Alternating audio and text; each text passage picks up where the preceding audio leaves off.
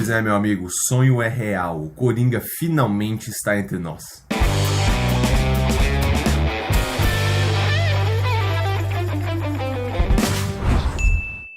Já dá like, se inscreve no canal e compartilha com seus amigos. Faz isso agora para você não esquecer lá no final do vídeo.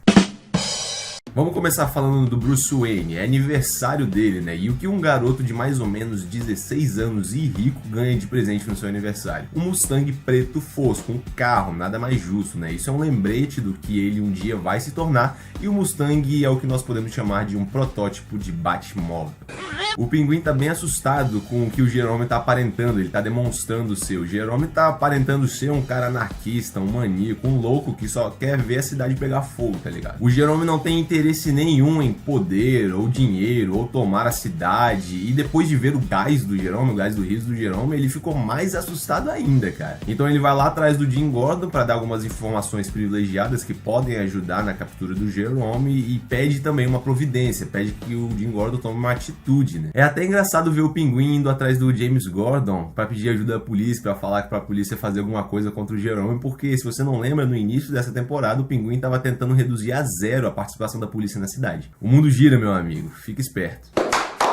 A Bárbara Kean está adentrando cada vez mais no universo fantástico de Ra's al Ghul. Ela está cada vez mais certa de que ela realmente vai herdar o legado de Ra's al Ghul, e por estar tão fascinada com isso tudo, ela deixou a Tabitha com um pouco de inveja. E por causa dessa inveja, a Bárbara expulsa a Tabitha dessa organização e ordena que as suas fiéis ali deem uma lição na Gala. Ela já estava ali no chão, toda quebrada, já tinha levado a sua lição, e ela é abordada por alguns homens, a Tabitha no caso. Ela é abordada por alguns homens que se dizem ser fiéis ao único e verdadeiro Ra's al Ghul, e ainda chamam a Bárbara de impostora. E assim eles pegam a Tabitha também, que sequestram, botam um bagulho no pescoço dela e levam ela para algum lugar. Eu lhe digo uma coisa, cara, a morte é apenas uma ilusão na série, no caso. Eu vou voltar nesse assunto no final do vídeo, então fica até o final, porque isso pode entregar o resto da trama dessa temporada. Lembrando aí que a gente só tem mais 4 episódios, né? Vai até o 22. Mas vamos falar sobre o Jerome Velasca, a estrela, mais uma vez, do episódio. Esse show é dele, cara. O Jerome começa o episódio sequestrando as principais autoridades da cidade. Ele sequestra o prefeito, o arcebispo, o comissário de polícia e uma mulher lá que não importa. Ele sequestra essas pessoas e coloca um cordão de dinamite no pescoço delas, que é controlado por um controlezinho remoto. E o motivo dele ter colocado isso você vai entender já já. Muito bom. Você lembra do gás do Jerome que apareceu ali no final do episódio 17? Então, cara, ele quer pegar esse gás e liberar na cidade. Ele quer colocar um sorriso nos rostos da população de Gotham, que anda muito séria, segundo ele mesmo. E ele usou essas pessoas, essas 4 autoridades de Gotham, pra chantagear o Gordon. E levando em conta que isso é uma chantagem, ele vai querer alguma coisa do Gordon. Ele vai querer que o Gordon faça alguma coisa pra ele. E eu vou te explicar isso agora. O Jerome quer que o Jim Gordon vai lá e busque o Bruce Wayne e o Jeremiah Velasca pra ele, cara. Caso contrário, o Jerome vai matar um por um daquelas 4 autoridades.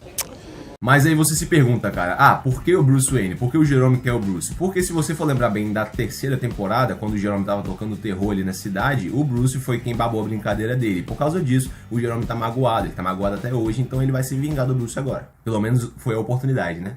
E o Jeremiah? O Jeremiah tá ali por causa do roteiro, cara. Ele é o irmão do Jerome, o Jerome tava buscando o Jeremiah já fazia algum tempo, então nada mais justo do que o Jeremiah ficar ali junto com o Bruce Wayne como um refém. Além do mais, o Jeremiah precisava ouvir algumas coisinhas. E se você for parar para analisar, o objetivo do Jerome desde o início era o Jeremiah. Se você já viu o episódio, você já entendeu o porquê de eu ter falado isso.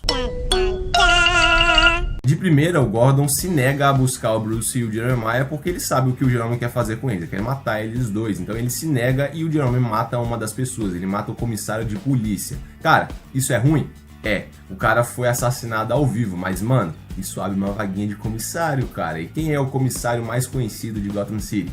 James Gordon. Depois de entender que o Jerome estava realmente falando sério a respeito de matar aquelas autoridades, caso o James não fizesse aquilo que o Jerome estava pedindo, o James foi lá atrás do Bruce e do Jeremiah. Convencer o Bruce foi fácil. Convencer o Jeremiah já foi um pouquinho mais complicadinho, mas no final deu tudo certo. Muito bom. Enquanto isso, o Espantalho e o Senhor Frio invadiram um laboratório das empresas Wayne para fazer mais gás do riso, e depois de ter feito o gás do riso, eles vão atrás do dirigível da cidade. E aí o Pinguim saca todo o plano do Jerome. O plano do Jerome é o seguinte, ele quer juntar bastante gente num lugar só, no caso, naquela praça onde estava rolando o show, e o Jerome fez quase todo mundo ali de refém, para liberar o gás e botar um sorriso na cara de todo mundo ali. O Pinguim continua achando que isso é uma baita de uma loucura, só que dessa vez ele externa isso pro Espantalho e pro Chapeleiro. O que o Oswald não esperava é que o Jerome já tinha previsto a traição dele, já tinha previsto que o Oswald ia passar algum tipo de informação privilegiada, ia fazer qualquer coisa do tipo para prejudicar a equipe e acabar com os planos do Jerome. Dessa forma, a dupla ali, o Chapeleiro e o Espantalho, apagam o Pinguim, colocam ele no dirigível e mandam ele junto com o Gás para morrer também. Nossa! Com todas as peças em seus devidos lugares e tudo acontecendo de acordo com o plano do Jerome Velasca, chega ali o Bruce Wayne e o Jeremiah no palco. O Jim Gordon tinha um plano para deter o Jerome, só que, como você deve imaginar, ele falhou miseravelmente. Jeremiah e Bruce Wayne no palco. Eis que o Jerome começa a discursar, começa a falar a respeito do seu irmão. Bruce fica meio que esquecido ali. Ele começa a falar sobre o seu irmão, como ele era privilegiado, como ele era amado, como ele era inteligente, como ele era único, mas chega num determinado momento que o Jerome fala pro Jeremiah, ele não fala isso pra cidade, ele diz pro Jeremiah que ele sempre foi louco, isso tava no DNA dele, eles são irmãos, então o Jeremiah era tão louco quanto o Jerome. Dessa forma, o Jerome começa a instigar, começa a provocar o lado louco do Jeremiah, ele começa a instigar o lado selvagem do Jeremiah, e o Jeremiah é sério, cara. O maluco é brabo. A cena do Jerome passando a faca pro Jeremiah traduz tudo o que aconteceu nesse episódio no que se refere ao plot, a trama deles dois. Isso foi fantástico. O Gordon tava ali na plateia, só que ele não podia fazer nada, tá ligado? Ele tava de mãos atadas, ele não podia fazer nada a respeito dessa situação. Só que de repente ele recebe uma ligação do Harvey Bullock. O Harvey fala a respeito do laboratório das empresas Wayne que foi invadido, fala do Senhor Frio, do Espantalho, do Chapeleiro que foram atrás do dirigível, e aí o Gordon mata a charada toda. Ele mata, ele descobre como que é, qual é o plano do Jerome pra cidade. E aí que o Gordon decide tomar uma atitude mais brusca, uma atitude de policial, de herói. Ele solta a seguinte frase: tá na hora de matar esse maníaco de uma vez por todas. O Lucius Fox fica até meio de cara, né, depois que ele fala isso. E assim acontece, o Harvey Bullock e alguns policiais entram no prédio ao lado do palco, que estavam alguns lacaios do Jerome, mata aqueles lacaios e o plano do Jerome começa a desandar todo, ele foge, mas antes de fugir ele toma um tiro no ombro, dado por Jim Gordon, e começa a confusão. O Gordon persegue o Jerome até o ponto que o Jerome se vê encurralado. O Jerome tenta ligar para alguém para autorizar a liberação do gás na cidade, só que o James Gordon dá um tiro na mão dele, evitando que ele faça essa ligação e autorize a liberação do gás. Não satisfeito, o Jerome tenta gritar para liberar o gás, só que o Jim Gordon dá um tiro na boca do estômago dele, fazendo com que ele caia daquele prédio. Mas ainda não é o fim do Jerome, ele ainda precisa de um discurso final, ele precisa de um adeus significativo. O Jerome caiu, mas ele se pendurou no pedaço de ferro ali, e dessa forma ele começou a ter os seus últimos momentos de conversa com James Gordon. Ele começa a conversar a respeito daquele dilema moral, né? O James Gordon seria o homem da lei que vai ajudar, que vai puxar o Jerome pra cima e vai prender ele, ou vai ser o assassino que vai permitir que o Jerome caia depois de ser baleado 3 vezes. Como você deve imaginar que o Jim Gordon iria fazer, né? Ele ajuda, ele na verdade tenta ajudar o Jerome, só que como de costume o Jerome debocha da cara dele, dizendo que ele é sempre o cara certinho. E o Jerome vai mais além, ele diz algo muito curioso a respeito dele mesmo. O Jerome fala sobre ele mesmo, ele diz que ele não é um homem, ele é mais do que um homem, ele é uma ideia, ele é uma filosofia. Isso é uma clara referência ao Coringa de Esquadrão Suicida. Essa é pra você que não curtiu o Esquadrão Suicida ou não curtiu o Coringa de Esquadrão Suicida. Engole seco essa aí, malandro. E ele continua dizendo que ele vai viver nas sombras, junto ao descontentamento de Gotham. Ou seja, ele vai ser uma inspiração, cara. Levando em conta que ele é uma ideia, as pessoas vão adotar essa ideia e assim o Jerome vai permanecer na cidade por gerações, por séculos, por anos. E você achando que tinha acabado, né, cara? Achou errado, otário? Ele termina dizendo que o Jim vai ver ele em breve. E levando em conta que ele é uma ideia e que ele vai viver nas sombras do descontentamento de Gotham e uma hora ele vai reaparecer, alguém precisa continuar o trabalho de Jerome Velasca. Dessa forma, o Jerome cai do prédio e morre. Se você não percebeu, toda essa cena foi inspirada numa cena idêntica do filme Batman de 1989, onde Jack Nicholson atua brilhantemente como Coringa, e assim como o Jerome, ele cai de uma altura exorbitante e acaba morrendo. Ok, dito tudo isso, agora a gente precisa focar no Jeremiah. O Jeremiah, depois de um dia cheio, volta pra casa, toma uma biritinha e ele encontra um presente em cima da mesa. Ele olha aquele presente e tem uma etiqueta dizendo que foi um presente enviado pelas empresas Wayne. Ele tira o embrulho, abre a caixinha e de repente, pula um palhaço de dentro da caixa, liberando um gás roxo, um gás tóxico no rosto do Jeremiah. Esse gás não é nada mais nada menos do que o gás do riso do Jerome, o gás que o Jerome modificou especialmente para o Jeremiah.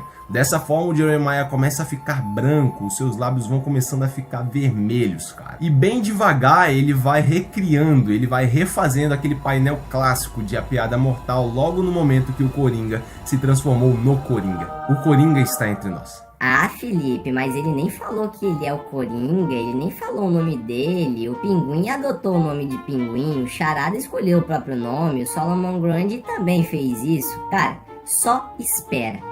Só isso. Falo com tranquilidade. O interessante é aquela etiqueta dizendo que a Wayne Enterprise enviou aquele presente. Isso com certeza vai ter consequências. O Jeremiah com certeza vai culpar o Bruce Wayne por isso tudo que tá acontecendo, mesmo sabendo a verdade. E com certeza aquela etiqueta foi plantada pelo Jerome ou pelos lacaios do Jerome pra culpar o Wayne disso tudo. Você não tá pensando que o Bruce Wayne que fez aquilo, né, cara? Por favor, mano. Não existem dúvidas que o Jeremiah acaba de se tornar aquilo que uma hora ou outra vai ser chamado de Joker, o Coringa. E se você for parar pra analisar, a origem dele na série tem alguns aspectos da origem dele em A Piada Mortal, que é a origem mais valorizada do personagem. Ele tem a sua pele esbranquiçada, a sua estrutura física modificada e a sua sanidade mental alterada e muito abalada por causa da exposição a alguns compostos químicos. A grande mudança está na inspiração. Nas histórias em quadrinhos, o Coringa nunca se inspirou em alguém especificamente para se tornar o Coringa. Essa é uma história original da série, é uma história única que a série criou pro personagem, mas que ainda assim recupera aspectos de várias origens do personagem. Isso fecha um ciclo, cara. O Jerome morre e o Jeremiah herda o legado do seu irmão. A série com certeza não vai parar por aqui, mas eu acredito que tem um outro assunto que vai começar a ganhar bastante força a partir do próximo episódio, episódio 19. A questão do Ra's al Ghul. Ele vai voltar e ele vai dar continuidade aos seus planos na cidade. Tenha certeza disso, cara. Ouso dizer que quando essa temporada acabar, se houver uma quinta temporada, o Bruce Wayne, o David Mazouz, o cara que faz o Bruce Wayne, não vai ser um personagem regular, porque se o Ra's al Ghul voltar no episódio 19, ele vai ir com todas as forças atrás do Bruce Wayne para tentar colocar o Bruce Wayne para começar um treinamento para se tornar o próximo Ra's al Ghul, assim como acontece nas histórias em quadrinhos. Mas isso é só especulação mesmo, a gente tá aqui para especular e para errar. Me vejo obrigado a concordar com o palestrinha. Mas o que eu guardei mesmo para falar aqui no final do vídeo foi o seguinte, caramba, eu acertei, rapaz! A teoria que eu fiz lá no episódio 17, na review do episódio 17, se confirma agora no episódio 18.